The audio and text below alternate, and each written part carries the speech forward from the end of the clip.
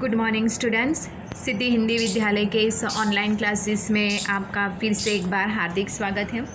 10वीं वाले बच्चों के लिए जिसके हमारा हिंदी भाषा के भीतर जो लेसन चल रहा है, इस लेसन में करीबन शुरुआत में हमने पद पढ़े, तो उसमें सूरदास के ये जो पद है, सूरदास के पद मैंने आपको सूरदास का परिचय दिया था। इसके साथ साथ यहाँ पे मैंने आपको बताया था कि करीबन 4 पद हैं, तो 4 पद में से हमने पहला, दूसरा और तीसरा, कल के वीडियो तक हमने तीसरा पद पढ़ा था। अब यहाँ पे 4 पद में से जो चौथा पद है बच्चों, वो हमें निकाल देना है, क्योंकि अभी सिलेबस में वो नहीं है, तो हमें उसको पढ़ना नहीं है, ठीक है। लेकिन अब यहाँ पे इन 3 पदों को लेकर जो स्वाध्याय अभ्यास है, जैसे कि हमारा जो स्वाध्याय है, वो स्वाध्याय को लेकर हम चर्चा करते हैं।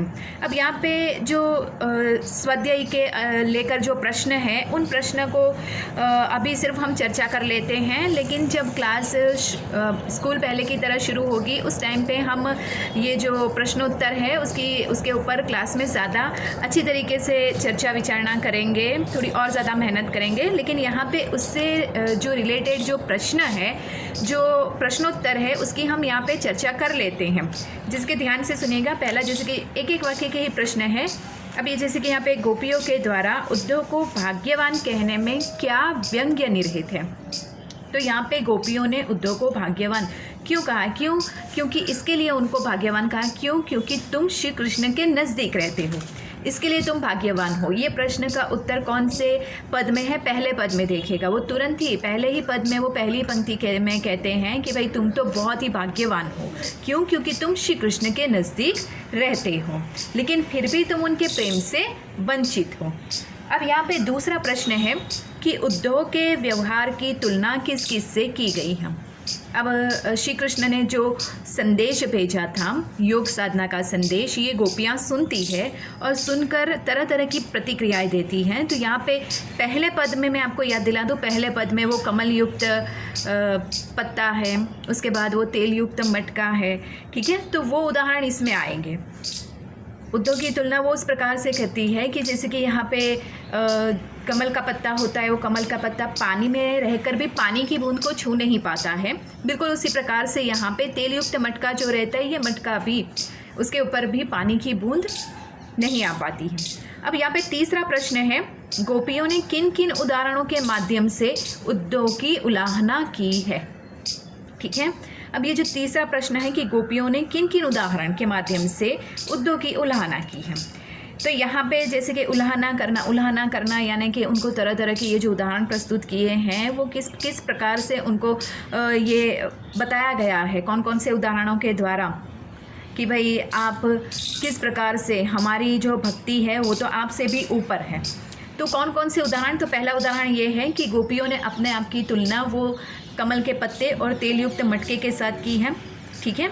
दूसरा उदाहरण उसमें ये आता है, वो कड़वी ककड़ी वाली बात, कि उनको ने जो योग संदेश भिजवाया था श्री कृष्ण ने, तीसरे पद में आता है। तो ये कड़वी ककड़ी थे। यहाँ पे कड़वी ककड़ी के किस प्रकार से, मतलब हमारी भक्ति जो है वो कड़वी ककड़ी के समान नहीं है। उसके बाद तीसरा, यहाँ पे जो गोपियों को जो उलाहना करती है उद्धव के संदेश की, तो उसमें तीसरी बात कि भाई योग संदेश गोपियों को अच्छा नहीं लगता है।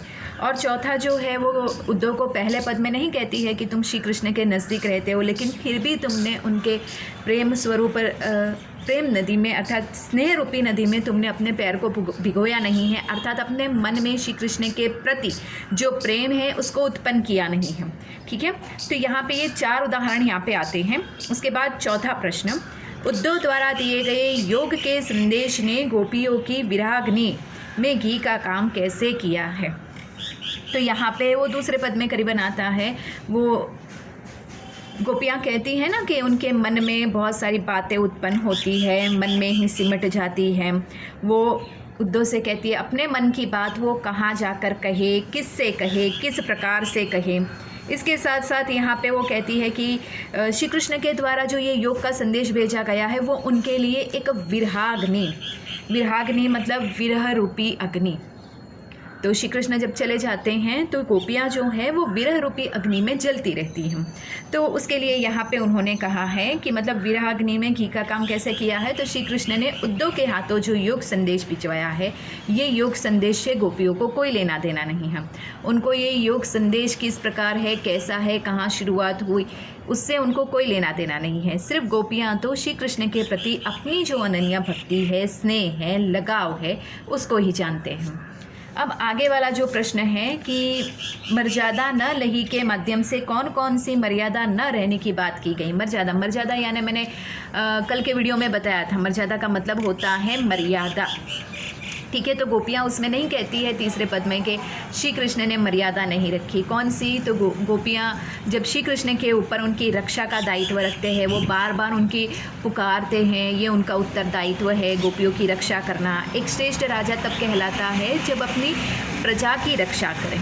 तो बिल्कुल उसी प्रकार से यहाँ पे गोपियाँ कहती है कि श्री कृष्ण ने तो अपनी मर्यादा भी नहीं रखी। उनका जो दायित्व है लोगों की रक्षा करना, लोगों के प्रति स्नेह रखना, उन्होंने तो हमारी रक्षा करने के लिए हमने उनको बुलाया लेकिन वो नहीं आए, तो इस बात की भी मर्यादा श्री कृष्ण ने नहीं रखी।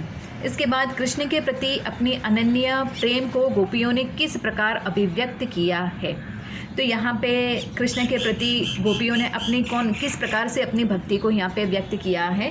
तो यहाँ पे गोपियाँ नहीं, वो दूसरे उदाहरण में आपको याद दिलाती हूँ। जिस उदाहरण में ये प्रश्न के उत्तर आते हैं मैं आपको याद दिलाती जाती हूँ। तो दूसरे पद में नहीं आया था कि जैसे कि वो यहाँ पे वो कहती है दूसरे या तीसरे पद में कि हारिल की लकड़ी अर्थात यहाँ पे हारिल एक प्रकार का पक्षी है, एक ऐसा पक्षी है जो अपने एक पैरों पर खड़ा रहता है और दूसरे पैरों में, उसके दूसरे पैर में लकड़ी का एक छोटा सा तिनका रहता है, यानी हिस्सा रहता है।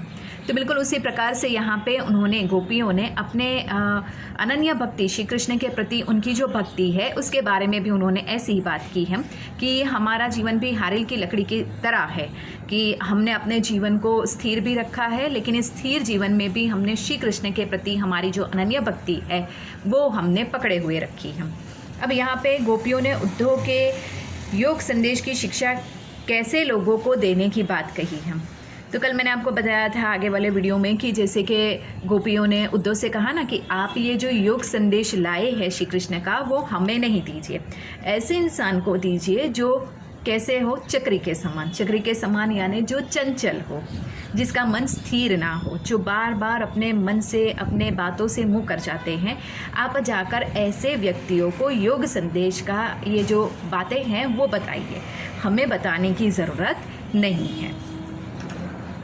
चलो, तो अब यहाँ पे ये जो प्रश्न है, ये प्रश्न की चर्चा बच्चों हमने यहाँ पे ये जो कर ली है। तो यहाँ पे ये जो पहला पद है, ये पहले पद से रिलेटेड जो भी प्रश्न है उसकी चर्चा हमने कर ली है। जब स्कूल जब खुलेगा उस टाइम पे हम लोग ये जो प्रश्न उत्तर है उसके ऊपर ज़्यादा मतलब भार देंगे और ज़्यादा मेहनत करेंगे। उस समय क्लास में हम और ज़्यादा चर्चा करेंगे इसके ऊपर।